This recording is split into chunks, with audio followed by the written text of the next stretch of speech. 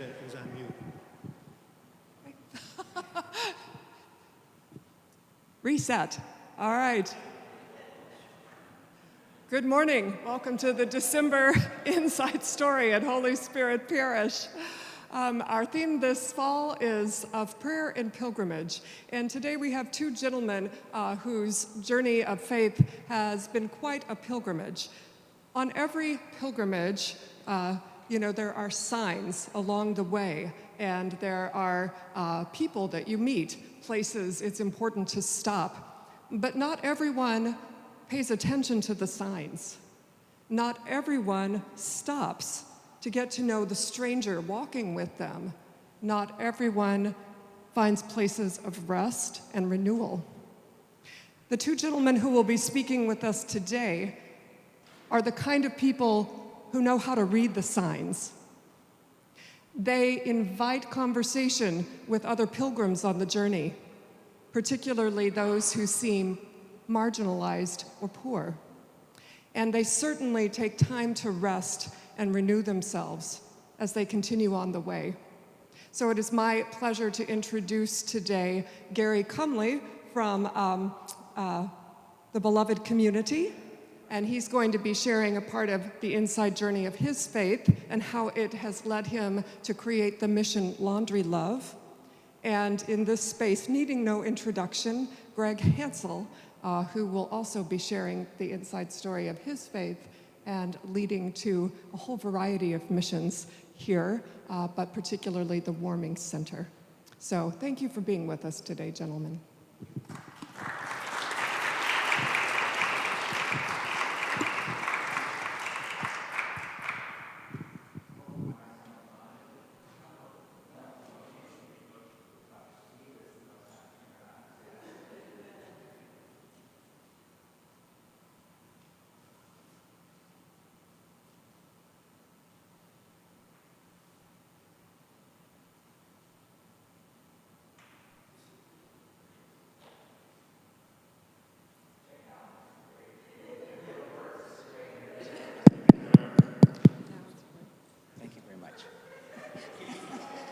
We'll start this again. I'm Gregg Cumley. I'm from the beloved community here in Stevens Point.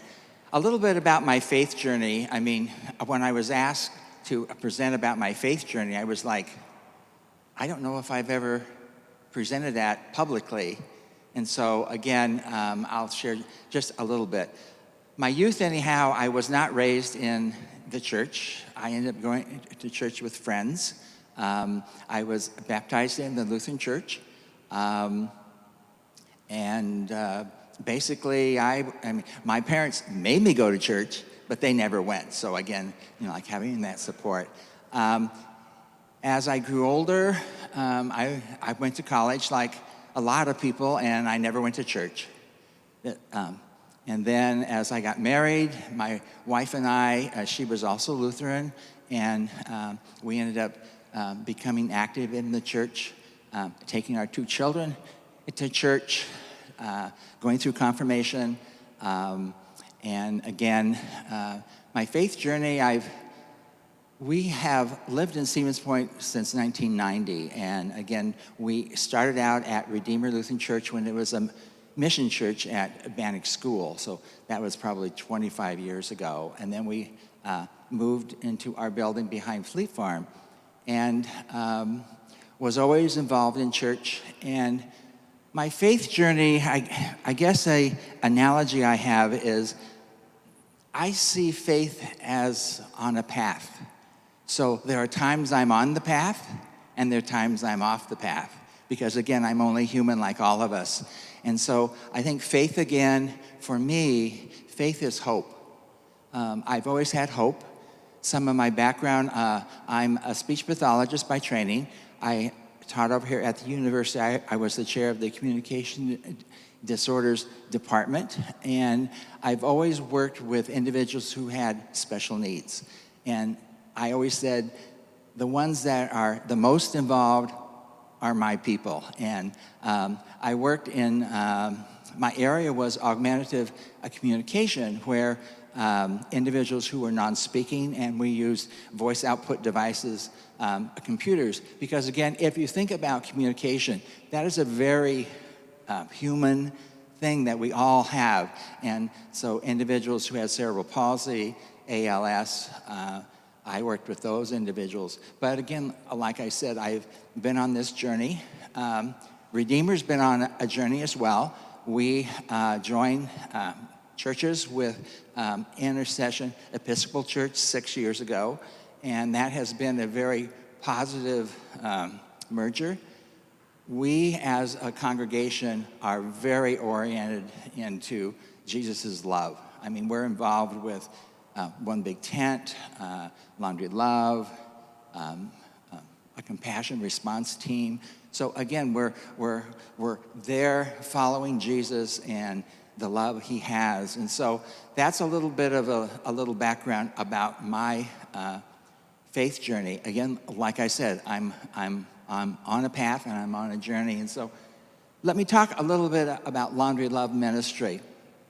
How it started was I volunteer at One Big Tent, and Father Steve has, and you folks probably know about that group of volunteers and for churches working with our homeless individuals that we call neighbors, because they are our neighbors. And there was a young man that came in one day when I was working, and he said, "Do you have any money for laundry?" And I went, "No." And then I went, "Bingo," and at that point, Mother Jane was there, and I kind of went, boom, this could be a ministry. It would be easy. It would be very needed by the population. So that's how it got started. It was by one young man asking if we had any support. So again, the purpose of Laundry Love is to provide laundry opportunities for our neighbors, as well as the working poor. And I think sometimes the working poor don't get the recognition. Example of a working poor, about a week ago, I was down at Laundry Love volunteering, because I'm the coordinator, but if my volunteers don't show up, guess what? I'm there. So I had a family with 3 children. The mother homeschools. So the other thing that volunteers do is not only provide the funds, we put the quarters in, but we also try to talk and to get a relationship and find out a little bit more about the people that we're serving. And what I found out was this man works at a local grocery store here in town and makes $16 an hour. So you have 3 kids, you have a wife that's staying home. It's very hard to meet all of your expenses. So that was an example of that. Again, what I did was I looked at some research about homelessness, and what I found was, what I thought was interesting, they only wash their clothes probably once or twice a week, every 2 weeks, okay? We had one lady that came in to a Laundry Love who basically had the clothes on her back, and so she wanted to wash those. She had a car, so what my volunteers did, they went out, she took her clothes off, put a towel over her waist, and sat in her car until her clothes were done. That's just an example. The other thing, too, is dirty clothes can result in an increase of diseases or infections, because, again, you're wearing dirty clothes. How many of you in here like to wear dirty clothes? Raise your hand.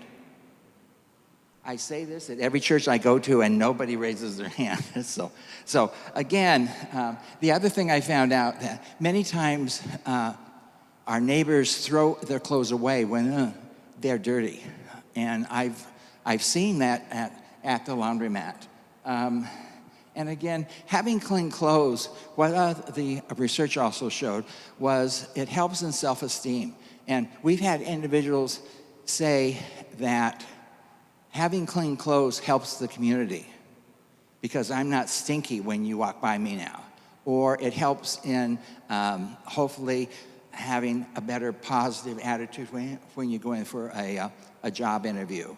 So that's the purpose. Again, what's happened with this, I've had, right now we have 5 churches that are participating. And I'm just thrilled about this because frequently churches seem to kind of stay in their own backyard. They don't play together. These 5 churches are playing together, which is really great. The churches are Beloved Community, Good Shepherd Lutheran, Trinity Lutheran Church, St. Paul's Methodist, and Frame Presbyterian Church. So we're all Christian churches, and we're all following Jesus' love. I looked at John 13, and Jesus washed the feet of his disciples as a symbol of his love for all of them, even the ones who would betray him. And so I kind of made a little turn on that. Laundry Love Ministry is a way of showing the love we have for our neighbors. We're not washing their feet, we're washing their clothes, or helping them to have that opportunity. We have volunteers. I have 35 volunteers from these 5 churches. And what happens with that is, as a volunteer, we have 2 volunteers that work each, quote, shift. We're at the South Point Laundromat, there by Little Caesar. The reason we picked that laundromat, it's about a mile from downtown, so it's walkable. The other thing, too, is our neighbors can ride the bus. The bus line goes right by, or they can walk. What happens with that is every month I send out a notice of the dates, and it's real easy. People are really kind of scared about volunteering, like, do I have to go every day, every week? No. I send out the dates. You fill in where you want to work. I shouldn't say work, volunteer. And from there, that's how the schedule is built. The other thing, too, I want to share is, since this started in March, we started in March, and like I said, we meet on Tuesday evenings from 5 until 7. We used to meet on Thursday, but a Prince of Peace has a free meal on Thursday evening, so we changed that to Tuesday. We also meet on Wednesday morning from 10 until noon. So what's happened is this Laundry Love, the journey has been pretty amazing. It started out kind of slow, nobody really knowing what's going on, and it has just basically exploded. To this time, we have served 410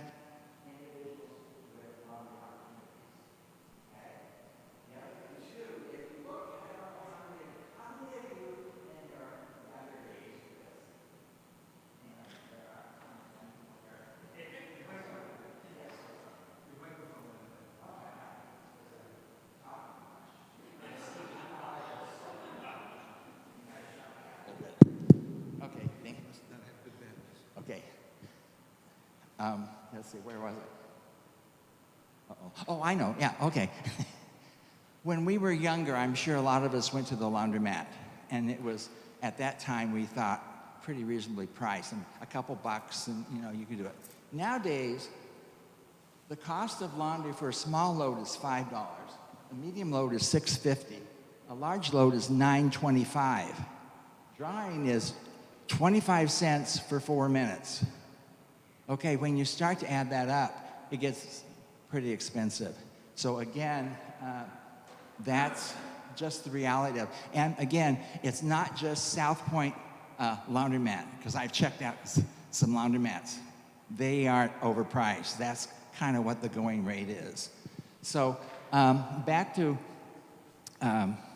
my information here, that what's been interesting, our funding comes totally from these 5 churches through donations. I have gotten 2 small grants from United Way. They have a community grant. So I received 2 of those. And again, I'm always looking where I can write a grant, because again, to sustain this, I have to have some grants. So, and I keep data. I've got a spreadsheet because I used to work at the university. And again, if you're at the university, you're supposed to write grants, you know. And when you write grants, you got to have data. Well, I've got data. I mean, I've got data on how many neighbors we've served, how much we've paid, how much was donated, how much is left. So I got all of that data. So that's really handy with some grants. But again, on Wednesdays alone, we have served 246 neighbors. On Tuesday, we have served 164 neighbors. Now, probably some of you are saying, are these all individuals? I mean, like 200 some individuals? No and yes. What's happening is people are coming back to wash the clothes each week, which is really nice, because we all wash our clothes every week. Or my wife won't let me. I get to fold them when they get done, but she doesn't allow me to put them in the washing machine because I guess it's a man thing. I stuff. Let's get this over with. I see all the ladies here laughing, so they've been there. Hang in there, guys. We can do it. The other thing, too, what we've also seen with my data is that we have seen a real increase in usage. And so what I did was to get some comparison numbers. So I compared the first 3 months, you know, like, so March, April, May to October, December, September, October, November, and to have a comparison. So what we've seen on Tuesdays, we have had an increase by 33. So again, with that number, I gave you what on Tuesdays was 164. So we're having a steady increase. What we're also seeing, as we have an increase in neighbors, we have an increase in costs. So again, we've seen an increase of like $582. The same thing has happened with Wednesdays, an increase of 47 individuals. So at the beginning, we would have maybe 3 people would show up. Now we're having as many as 12 people show up. And we're having people who might have 1 or 2 loads, and now we have families with 5 loads. We've had some people who have had like 8 loads, and so we've had to kind of say, we have a maximum of 5, just because we want to save some for everybody else. So that's basically what Laundry Love is. Again, you know, I'm looking for volunteers. I mean, it's really, my volunteers are so happy. They're so, and people are so appreciative. This week, one of my volunteers from Trinity made up Christmas bags for the neighbors, and she put in like deodorant, toothbrush, you know, that type of stuff. Plus, her ladies' Bible group baked cookies. And so I was there when she was passing them out, and one gentleman literally cried because he said, I haven't had a homemade cookie in 2 years. And so again, he's crying in joy, I think it was. And again, I went over and gave him a hug, and that was really neat. So, but do you have any questions for me? I've rattled along quite a bit and gave you a lot of information. I have a sign-up sheet to volunteer. Any questions for Gary? Yes. Paul. My question would be, do you set aside a day where only your people are in the laundromat, or are you with the public in general, and how do they receive your situation? No, we just come with the public. So if they have other individuals, the owner of the laundromat, she and her husband own the laundromat, and so she works there every day from 9 until noon. And what's been really interesting, I've made a connection with her because I think, again, that's part of what you do. And she is really supportive, and she's always asking questions like, how do you get your money? I said, it's from the donations from the churches, and And I mean, so that hasn't been a problem.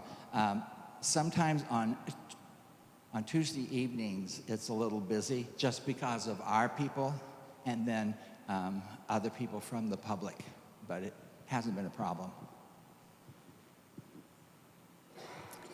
Anyone else? Kathy? I just have a comment, not completely related to what you're telling us about this wonderful program. I know an individual who for a lengthy period of time washed his laundry in his bathtub and dried it in the microwave. Oh, boy. So thank you very much. Well, thank you. I mean, that's, yeah. And see, I think, again, it's almost like showers and being clean is a human right. I mean, it's part of who we are as humans. And I think, again, that shouldn't happen, you know. So if he's around, invite him down. No. You're welcome. Any other questions before we turn to Gregg? Yes, Roseanne. My question is very practical. If we would want to donate or volunteer, would we get in touch with you specifically or with the parish offices? What would be the best way? I have a sign-up sheet, you know, so you can put your name, email, and the phone number. And then I take that home and I have data. I have a database and I put you in the Holy Spirit database. And as far as donations, again, there isn't information sheet that has information on if you want to donate. Again, you would, if you want to donate by check, you would write out the check to One Big Tent, memo line, Laundry Love, and then send it to Redeemer Lutheran Church because they're the financial mediator, I guess it is, and then it's deposited into an account for Laundry Love. So, okay. We will be providing a write-up about Laundry Love in our bulletin, and for the rest of Advent, we will have an opportunity to donate, you know, right out in the gathering space as well. Okay. So, and then too, as far as donations, I again have a database, so I have a little database on what churches have been given over, you know, and I kind of totaled that up this morning, and I'm blown away. This is my faith. I am blown away. The churches plus the 2 small grants from United Way, we've collected over $9,400, which sounds like, wow, that's a lot of money, and it is a lot of money. But if you start to think that we're paying probably an average of $200 a week for helping our neighbors. So again, thank you very much. And if you have any, the sign-up sheet I'll have, and you can sign up, and a happy email will come to you, and you'll say, oh, okay, I'll sign up. So thank you very much. thank you, Gary.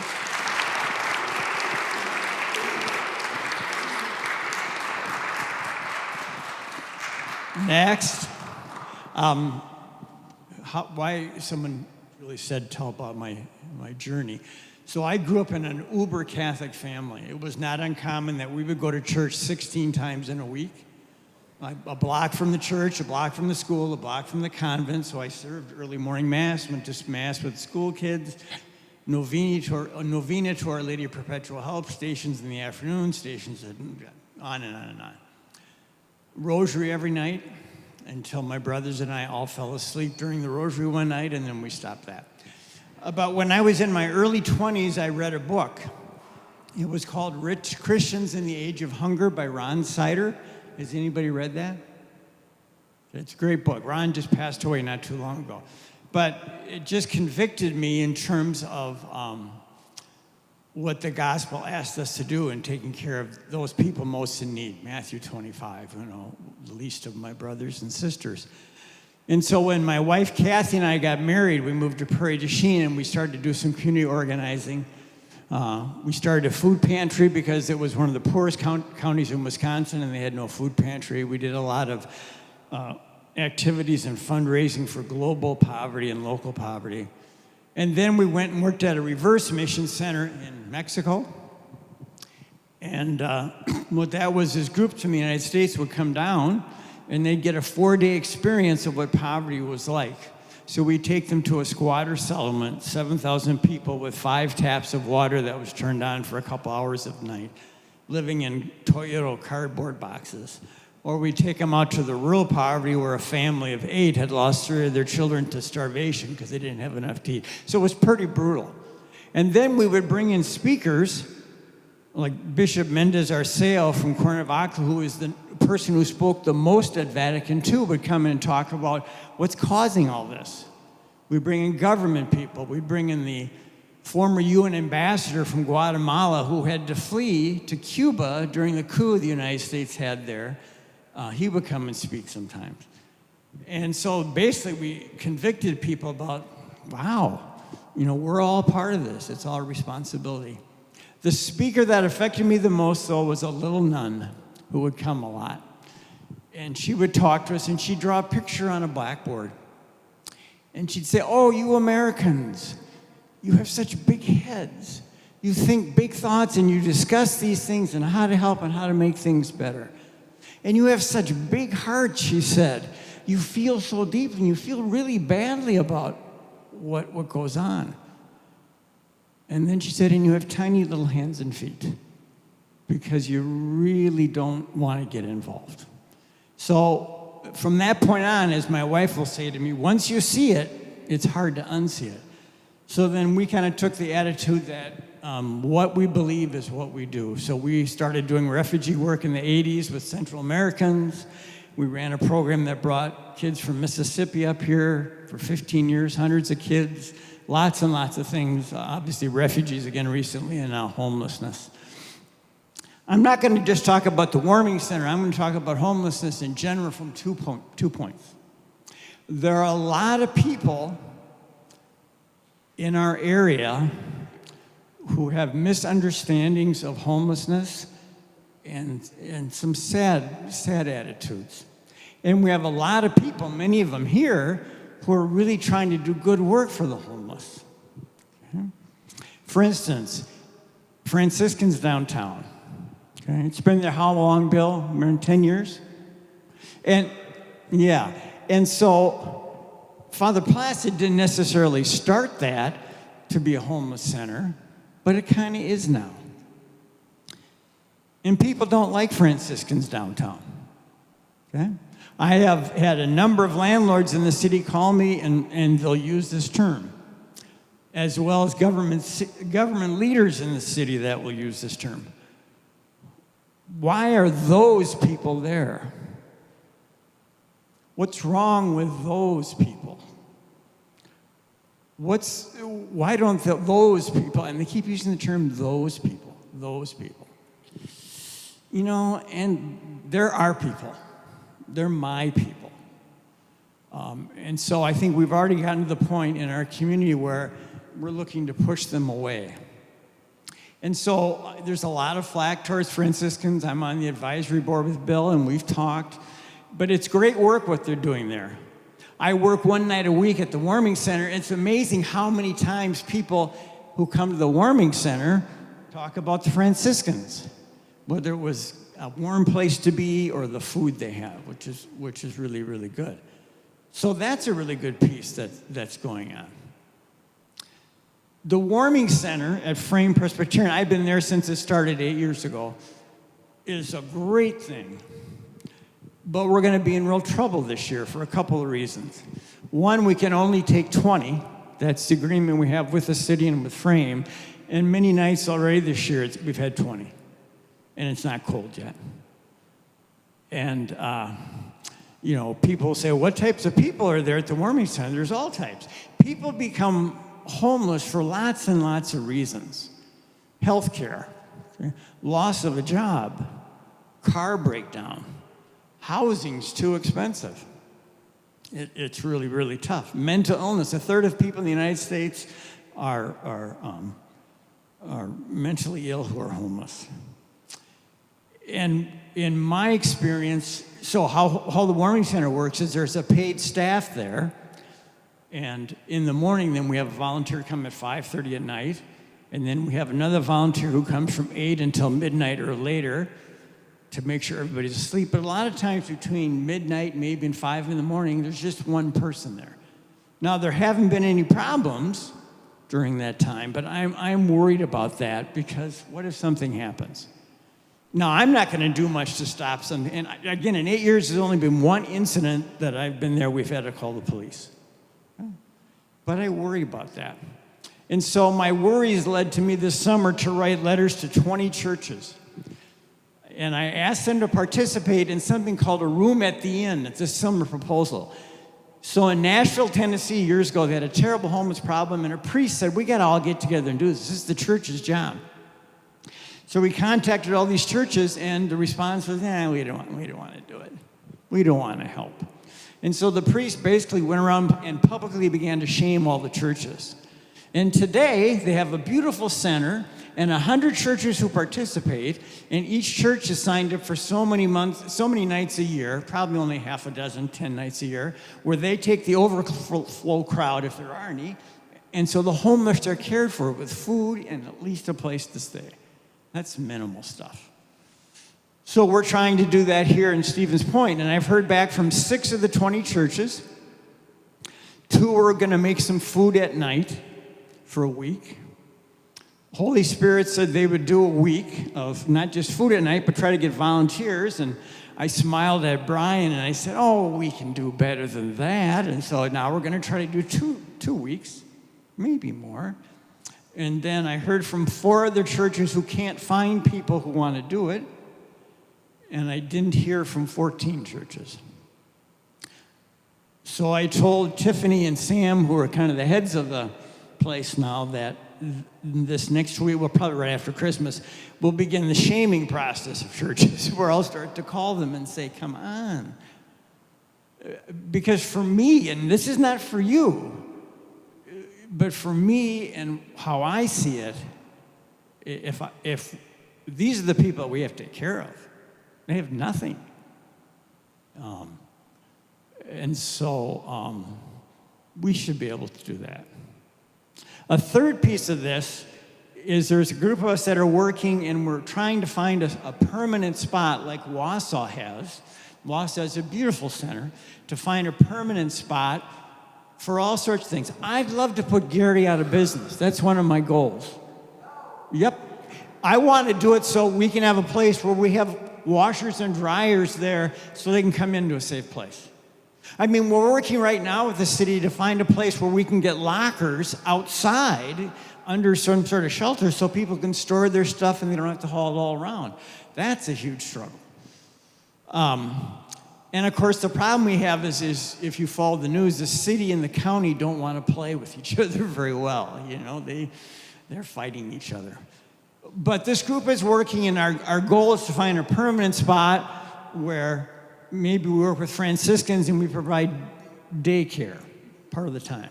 Catholic Charities has agreed that they'll provide case management to work with individuals, to move them, to get them jobs, get them a permanent place to stay. We would have showers for them. There's lots of things we can provide there, maybe some short-term housing. And so we hope sometime this spring we'll have a proposal we'll present. But I'm not totally hopeful about that. The other part of homelessness that's a problem is that, folks don't want to really deal with it. There's a lot of not in my backyard sort of thing. And we saw that here in Stevens Point when we tried to pass that law that I think I talked to some of you about, to open up some of the housing so maybe 2 families that had lost housing could live together, and that got voted down by the city council. One of the best cities in the country for fighting homelessness is Houston. In fact, the New York Times today had an article about what they do. Not only they're building smaller homes, but there's a group called, I think it's called Pad Split. And what they're doing is they're taking bigger bigger homes, and they're breaking them up into like boarding houses. You know, boarding houses are a thing of the past, but my grandmother lived on a boarding house. She had 3 roomers upstairs, and that's where my dad lived, and that's when she met my mother. And my mother said about my dad, this is an aside, when she saw my dad for the first time, that's the ugliest man I've ever seen. But she married him. So Houston's doing that, and this pad split is becoming a national program. I don't know if it's going to ever get to some place like Wisconsin. But there's that piece too. So I invite you to get involved somehow. Brian is kind of leading the charge now for the parish in terms of how do we do things. We're looking to take over a week in February and a week in March. We'll provide services there. There's lots of, providing meals. We can do more often than that if we want. Big picture, our government leaders need to hear from us. This is a great example. Thursday afternoon, I get an email. Please contact your assemblyman. So Thursday morning, the hearing was already over. There was a hearing in Congress brought up in the assembly, and they were trying to pass a law that said if you slept in a public place, you'd be fined up to $500 and 30 days in jail. And organizations like the Warming Center and Salvation Army would lose some of their funding if they didn't follow specific rules about how to do things. And a government entity could designate a location where people can set up a tent. Our group has been offered spots twice where to put people. One of it was 1.5 miles away, and it was small, and it really wasn't conducive. And we want to be close to Salvation Army. We want to be close to the Y so you can get a shower. We want to be close to the library because the library has a social work intern now who helps people, which is great. They offered us another space that was 6 small rooms with no bathrooms. I think homeless people are not really loved. I mean, it's obviously.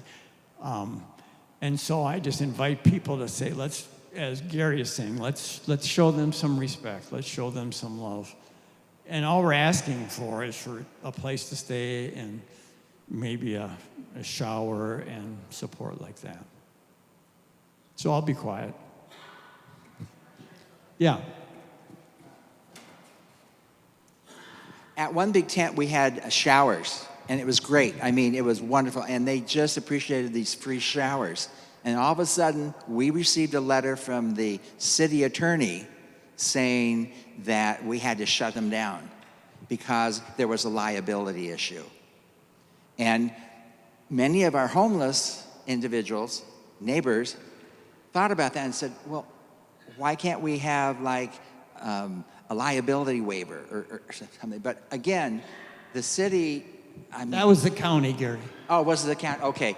The other thing, too, is the county and city think and hope that these, quote, neighbors are going to go away. If you look at nationally, the homeless population is growing. And what we've seen at One Big Tent, we have the regulars, but we also are having more new people that we haven't seen before who are coming in from Milwaukee, Appleton, Oshkosh. So again, I just, with rent prices going up, people can't afford to stay there too. So last week at the Warming Center, only one person was there who had been there when I started 8 years ago. One regular. The rest were all new people. We have a grandmother or a mother and her son who are in the Warming Center now. We have people in wheelchairs who come to the Warming Center. So it's a lot of pain. Are there a couple of questions for Gregg here, and then I'm going to invite us to move to the gathering space for more conversation.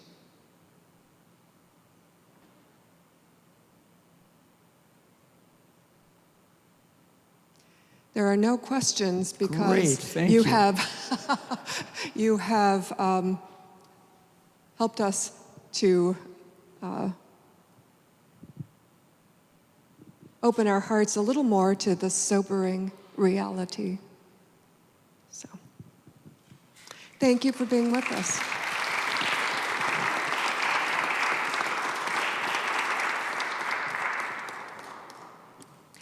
More to come about all of these ministries and how we can help here at Holy Spirit Parish.